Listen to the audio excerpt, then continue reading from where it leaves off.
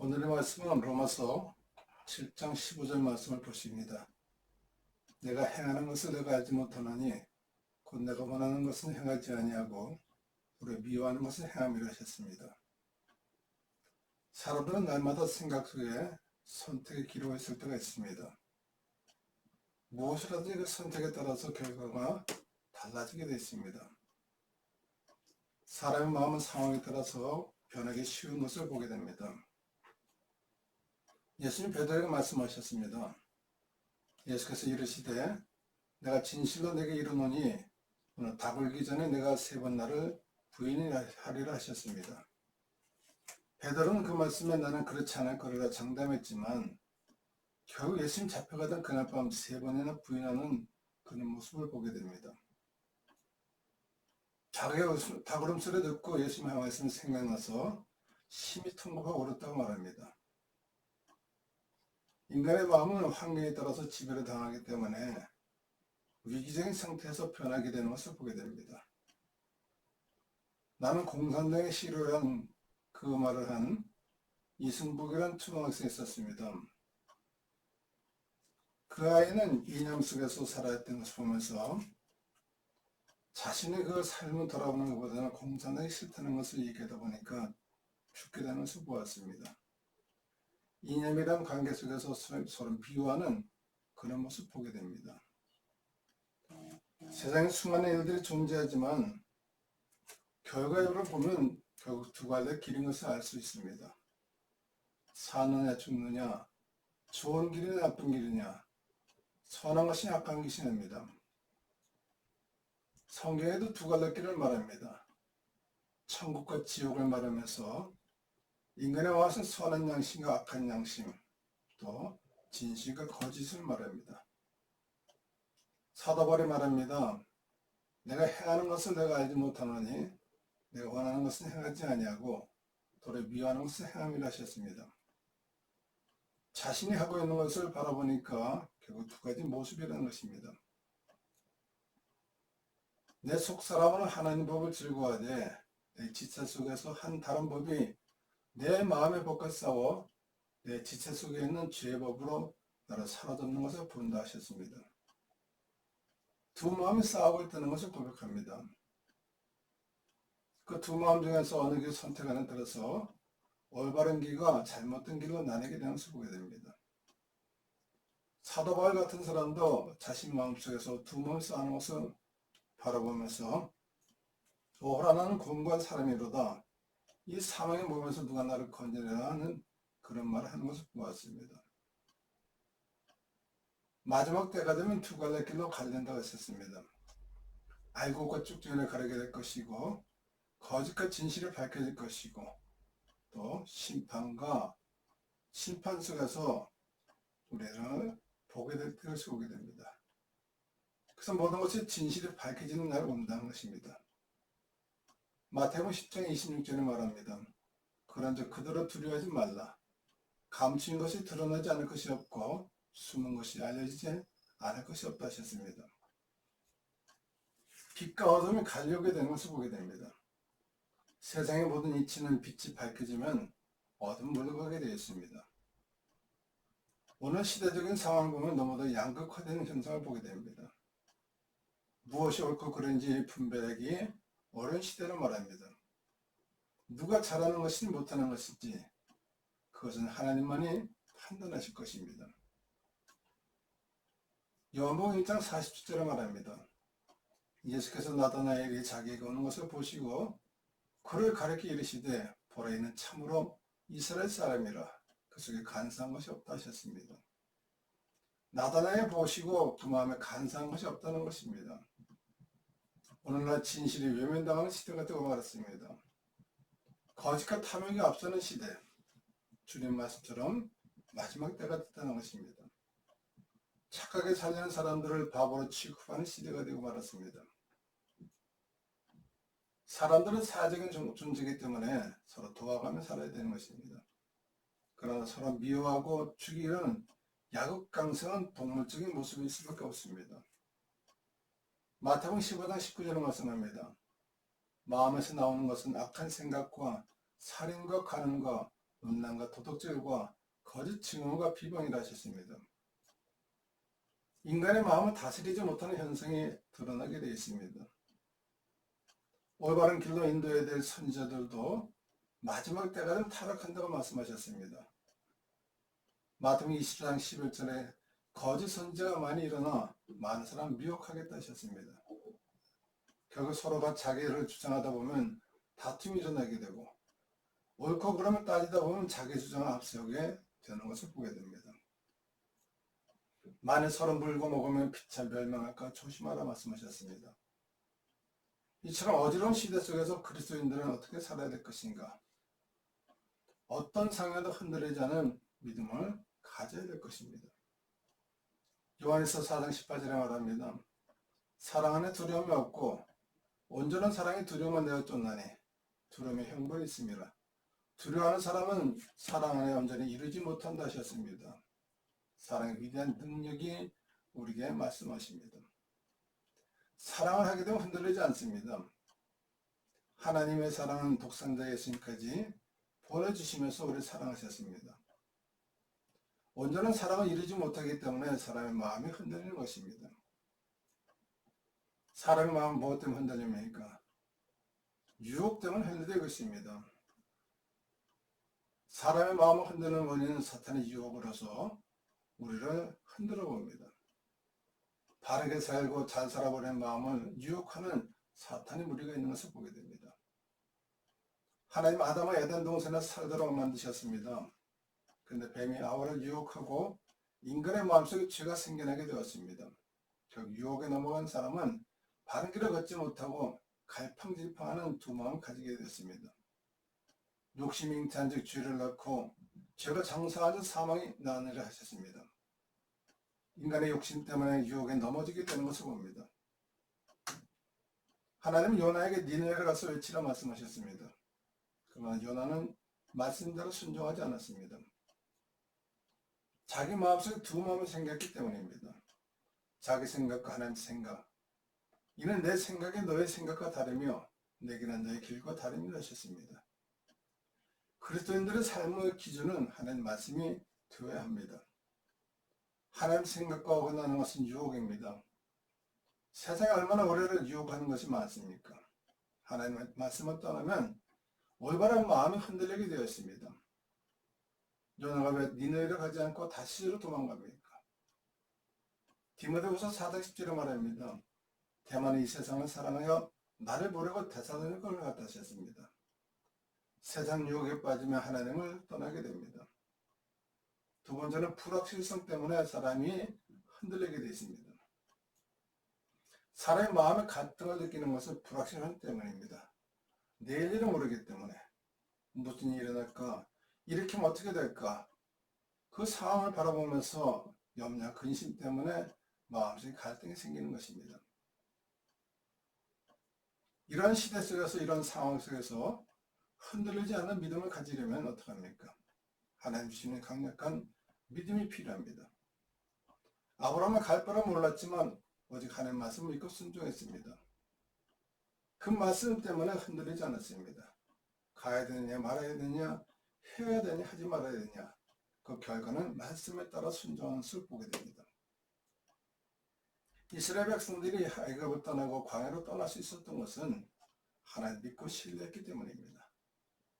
눈에 보이지 않고 손에 잡히지 않을지라도 성령 하나님 믿고 따르는 믿음. 여호수아 군사들이 여리고성을 침공할 때 봅니다. 여호수아의 말을 믿고 여리고성을 말없이 돌지 않았다면 여리고성은 무너지지 않았을 것입니다. 믿기 때문에 순종하는 것입니다. 히브리서 11장 2절에 말합니다. 믿음 바란 것들의 실상이요 보지 못한 증거랍니다. 선진들이 이로써 증거를 얻었답니다. 칭찬받을 만한 믿음, 하나님을 절대로 신뢰하는 믿음이 있을 때 마음 흔들리지 않습니다. 때로 여러 가지 사건을 통해서 마음 흔들릴 수 있지만 그런 어떤 상황에도 감당할 만한 믿음을 하나님이 주십니다. 하나님은 당신의 일을 시킬 때 감당하실 능력 또한 주시는 것을 보게 됩니다. 출애굽기 3장 11절에 말합니다. 모세가 하나님께 아뢰되 내가 누구에게 바로에게 가며 이스라엘 자손을 애굽에서 인도해 내릴까? 부족하다고 말하는 모세에게 하나님이 말씀하십니다. 내가 반드시 너와 함께 있으리라 말씀하시면서 나는 스스로 있는 자니 내가 너를 보낸다고 말하다. 그래서 바로에게 용기를 주며 힘을 실어줍니다. 모세가 말합니다. 바로가 내 말을 듣지 않으면 어찌하리까? 그때 내 손에 있는 것이 무엇이냐? 그가 이르되 지팡이니라. 모세의 지팡이 사용하시는 하나님이십니다. 아무런 힘도 없고 나무 지팡이지만 하나님이 사용하시니까 그것이 뱀이 되고 능력의 지팡이가 되는 것을 볼 수 있습니다. 하나님 모세를 쓰기 위해서 아론과 훌을 예비하셨습니다. 말할 줄 모르지만 연약하지만 부족하지만 감당하지 못하는 일이지만 하나님은 할 수 있도록 길을 예비해 주신 것입니다. 주 여호와여 보소서 나는 아이라 말할 줄을 알지 못하나이다. 에레미야서 1장 6절에 말씀하셨습니다. 요시야 왕에게 보내야 할 때 보라 내가 내 말을 입에 두었다 하시면서 그에게 능력을 주셨습니다. 에레미야 같은 선지자에게 하나님이 먼저 말씀을 주시면서 그와 담대하게 만들어 주시는 것을 보았습니다. 하나님은 위기적인 상황을 만날 때마다 피할 길도 예배해 주십니다. 모든 것이 하나님의 은혜라고 고백할 수 있습니다. 하나님 당신의 자녀들을 사랑하십니다. 또한 자녀들이 잘 되기 위해서 늘 간섭하십니다. 우리에게는 믿음의 확신이 필요합니다. 내일 어떤 일이 일어날지 아무도 모릅니다. 그러나 오직 믿음 순종하던 하나님은 우리 앞길을 예비하시고 준비시켜 주실 것입니다. 하나님은 우리가 잘나서 능력이 많아서 부르신 것이 아닙니다. 이사야서 43장 1절에 말합니다. 내가 너를 지명하여 불렀나니 너는 내 것이라 말씀하십니다. 하나님은 우리를 부르실 때는 지명해서 부르셨다는 것입니다. 외모를 보고 부르신 것이 아닙니다. 창세기 3장 9절에도 여호와 하나님 아담을 부르시며 그에게 이르시되 내가 어디 있느냐 하고 말씀하셨습니다. 하나님 아담을 부르신 것은 책망하려 찾으신 것이 아닙니다. 벌거벗은 아담에게 가죽옷을 입혀주시고 부르셨습니다. 광야 떨기나 물 가운데서 모세를 부르신 하나님, 모세가 어떤 인물인지 능력이 있는지 무엇하는 사람인지 다 이미 알고 부르셨던 사실입니다. 한낱 목동에 지나지 않는 모세를 부르셔서 민족의 지도로 삼으신 하나님, 가진 것이라고는 지팡이 하나뿐이지만 하나님은 그 모세를 통해서 역사를 이루어가는 것을 보게 됩니다. 우리 하나님은 토기장이십니다. 부족하고 연약하지만 정금같이 만들어 쓰시는 분이십니다. 고린도전서 15장 9절에 바울이 말합니다. 나는 사도 중에 가장 작은 자라. 나는 하나님의 교회를 박해하여 했으므로 사도라 칭함받기를 감당하지 못한다 하셨습니다.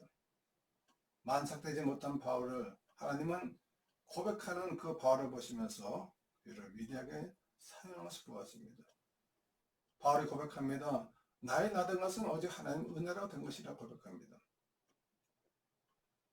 하나님 말씀에 순종한 자를 하나님은 사용하십니다. 한 번도 사람을 태워보지 않았던 나귀도 예수님이 예루살렘 들어갔을 때 쓰임받았습니다. 말 못하는 나귀도 하나님 쓰셨습니다. 예수님 십자가를 짊어지고 갈 때도 억지로 짊어졌던 구련의 시몬도 성경에 기록된 것을 보았습니다. 우리 하나님 부르실 때 의심치 말아야 됩니다. 하나님은 우리의 환경을 보고 부르신 것이 아닙니다. 우리의 믿음을 보시고 사용하십니다. 야고보서 1장 6절에 말씀하시기를 의심하지 말라. 의심하는 자는 마치 바람에 밀려 요동하는 바닷물결 같으니 이런 사람 죽기 없기를 생각지 말라. 두 마음 품어 모든 일에 정함이 없는 자라 하셨습니다. 흔들리는 마음은 정함이 없다는 것입니다. 우리 어떤 상황에도 치우치거나 흔들리지 말아야 됩니다. 오늘날 시대가 요구하는 지도자가 바로 서야 되는 것을 보게 됩니다. 자기 고집에 뭉쳐있는 것이 아니라 하나님 기뻐하시고 백성들이 믿고 따를 수 있는 지도자. 인간의 생각은 갈대라고 말합니다. 믿음은 그러나 흔들리지 않아야 되는 것을 보게 됩니다. 언제 흔들리지 않습니까? 성령이 말씀하실 때 흔들리지 않게 되어 있습니다. 사도행전 16장 7절에 말합니다. 무시하여 이르러 비두니아로 가보자 했을 때 예수의 영이 허락지 아니한다셨습니다. 사도 바울이 아시아로 말씀을 전하러 가고 했을 때 성령은 아시아로 가지 못하게 하고 비두니아로 가고 했었지만 그를 그곳으로 가지 못하게 하셨습니다. 바울의 마음속에 흔들리는 마음이 생겼을 것입니다. 왜 하나님 내가 가고 싶은 데로 가지 못하게 하셨을까? 그때 하나님 바울에게 환상을 보게 하십니다. 마게도네 사람 하나가 서서 그에게 청하여 이르되 마게도를 건너와서 우리를 도우라 하셨습니다. 성령이 그에게 감동하도록 마음속에 결정을 내려준 것입니다. 바울 사도가 마음을 결정하지 못하니까 환상 가운데 갈 길을 가르쳐 주셨습니다.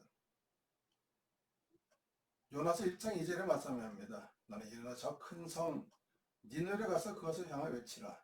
그 악독이 내 앞에 상달되었다 하셨습니다. 하나님 요나에게 니느웨에 가서 악한 사람들에게 외치라 말합니다. 그러나 요나는 니느웨 가기 싫어서 다시스로 도망갑니다. 결국 다시스로 가던 요나는 풍랑을 만나게 되었습니다. 고기뱃속에 갇힌 요나는 깊은 묵상에 빠졌습니다. 인간적인 생각으로 다시스로 가렸지만 하나님이 니느웨에 갈 수밖에 없도록 만드시는 그런 환경을 보면서 요나는 마음을 다시 한번 다짐합니다.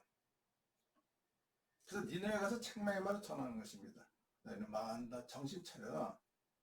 너희는 하나님 말씀대로 살지 않으면 망할 것이다. 요나는 백성들이 싫어하는 말을 전하려고 하지 않았습니다. 그러나 결국 하나님이 전하게 만드셨습니다. 요나는 마음속에 갈등이 생겼습니다. 내가 니느웨로 갈까 다시로 갈까?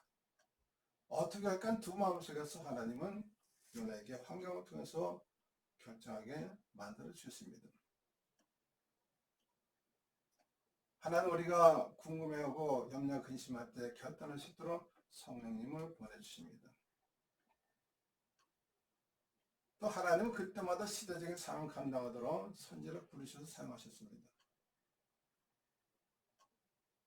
우리를 부르시는 하나님 뜻과 섭리를 이루라고 부르셨습니다. 지금은 하나님의 음성을 듣고 분별의 영을 가져야 될 때입니다. 마태복음 16장 3절에 말씀합니다. 아침에 하늘이 붉고 흐리면 오늘은 날이 붓겠다 하나니 내가 날씨는 분별할 줄 알면서 시대의 표적은 분별할 수 없느냐 하셨습니다. 무엇이 옳은지 어떻게 해야 되는지 진실이 무엇인지 분별하기 어려운 시대가 되고 말았습니다. 이스라엘 백성들이 하나님 인도를 받으면서도 엄마가 불평하듯이 감사 찬송으로 하나님의 말씀을 순종하지 않는 그런 시대가 되어 말았습니다. 그러나 이 시대에 믿음의 사람이 필요합니다. 에레미야 5장 1절에 말합니다. 너희는 에르사렘 거리로 빨리 다니며 그 넓은 거리에서 찾아보고 알라. 내가 만약 정의를 행하며 진리를 구한 자 한 사람이라도 찾으면 내가 이 상을 용서하리라 하셨습니다. 이 시대에 필요한 사람이 누굽니까? 심판의 때로 두려워하지 않은 사람이 필요합니다. 모두가 양심을 저버리고 살아가지만 하나님 두려워할 줄 아는 사람, 그 하나님은 지금도 살아계십니다. 하나님 우리 눈동자같이 보고 계십니다. 모든 것을 예배하신 하나님 이 시대적인 삶을 감당하시던 우리들을 부르고 계십니다. 이스라엘 자손이 하나님 앞에서 악을 행하는 것을 바라보면서 저들이 하나님 말씀 듣지 않은 그들에게 심판의 목소리를 내라고 말씀하십니다. 오늘날 사람들은 하나님 두려워하기보다는 이 세상 것들을 두려워합니다. 세상 것들을 두려워하기보다는 우리는 하나님 말씀을 두려워하지 말아야 됩니다. 하나님 모든 것을 준비해 놓고 계십니다. 우리 마음 두 마음이 생길 때는 성령 음성을 듣고 따라가야 됩니다. 육신을 따르는 자는 육신의 일을, 영의 일을 따르는 자는 영의 일을 생각하나니 육신의 생각은 사망이요 영의 생각은 생명과 평안을 하셨습니다. 하나님 우리에게 모든 것을 예배하시고 부르셨던 믿음을 가질 때 어떤 상황에도 흔들리지 않게 될 것입니다. 날마다 선택의 길을 세운 우리들은 오직 믿음의 길을 갈 수 있는 복된 성도가 되어야 될 줄 믿습니다. 살아계신 하나님 아버지, 우리 몸에 두 마음이 생길 때마다 성령 인도하실 때로 승리하게 도와주셔서 이 어지러운 시대 속에서 시대적인 삶을 감당하고 올바른 길의 선택에 칭찬받는 종들이 될 수 있도록 복을 내려 주시옵소서. 예수님의 이름으로 간절히 기도드립나이다.